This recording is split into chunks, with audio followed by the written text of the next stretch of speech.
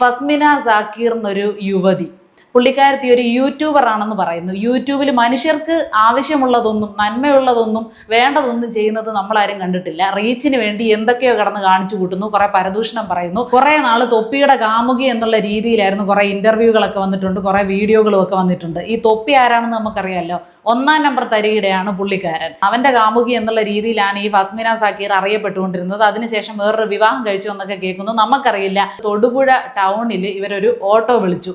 രാത്രിയായിരുന്നു, പ്രായമുള്ള ഒരു മനുഷ്യനായിരുന്നു ഓട്ടോ ഡ്രൈവർ. ഇവർ പറഞ്ഞു സുഡിയോയിൽ ഇറക്കണം. ഈ മനുഷ്യന് പാവത്തിന് അറിയത്തില്ല ഈ സ്റ്റുഡിയോ എന്താന്ന്. പുള്ളി കേട്ടത് സ്റ്റുഡിയോ എന്നാ. പുള്ളിക്ക് സ്റ്റുഡിയോ അറിയത്തുള്ളൂ. അപ്പോൾ പുള്ളി പറഞ്ഞു ഇവിടെ ഇഷ്ടം പോലെ സ്റ്റുഡിയോ ഉണ്ട്, അതിലേതാ മോളെ എന്നൊന്ന് ചോദിച്ചു. അപ്പോൾ പിന്നെ ഇവക്കത് ഇഷ്ടപ്പെട്ടില്ല. ഇഷ്ടം പോലെ സ്റ്റുഡിയോ ഉണ്ടെന്നോ? ഇവള് പറയുന്നത് സ്റ്റുഡിയോ, അങ്ങേര് കേൾക്കുന്നത് സ്റ്റുഡിയോ. അത്രേ ഉള്ളു പ്രശ്നം.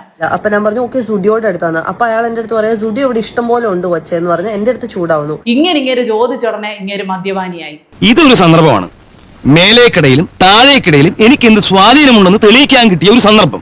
ഇത് ഞാൻ ഉപയോഗിക്കും. ഞങ്ങളെ ചെറിയ ബുദ്ധി തോന്നിയ കാര്യമാണ്. ഇവൾ ഉടനെ ക്യാമറ ഓൺ ചെയ്തില്ലേ, പിടിച്ചിട്ട് നിങ്ങൾ മദ്യപിച്ചോണ്ടല്ലേ ഓടിക്കുന്നത്, പുള്ളി തന്നെ വണ്ടടിച്ച് എന്നൊക്കെ പുള്ളി പറയാ. പുള്ളിക്ക് തന്നെ എന്താണെന്ന് മനസ്സിലാകുന്നില്ല.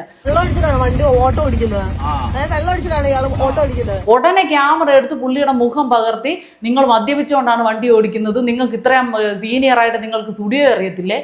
എന്തിനു വേണ്ടിയാണ് ഊതിപ്പെരുപ്പിച്ച് ഇങ്ങനൊരു കേസ് ഫ്രെയിം ചെയ്യുന്നത്? പുരിയല്ല അവര് ചോദിക്കുവാണ് ചേട്ടൻ വെള്ളം അടിച്ചിട്ടുണ്ടോ?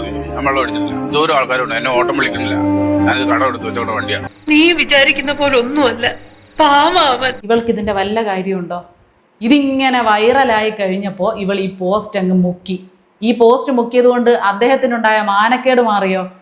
അദ്ദേഹത്തിന്റെ ഒരുപാട് രോഗങ്ങളുള്ള മനുഷ്യനാണെന്നൊക്കെ അദ്ദേഹത്തിന്റെ മകൻ പറയുന്നു. ഷുഗറും പ്രഷറും ജീവിതശൈലി രോഗങ്ങൾ ഒരുപാടുള്ള മനുഷ്യനാണ്. എന്തെങ്കിലും ഒരു ബുദ്ധിമുട്ട് അങ്ങേർക്ക് ആയി കഴിഞ്ഞാൽ ഇവള് സമാധാനം പറയുമോ?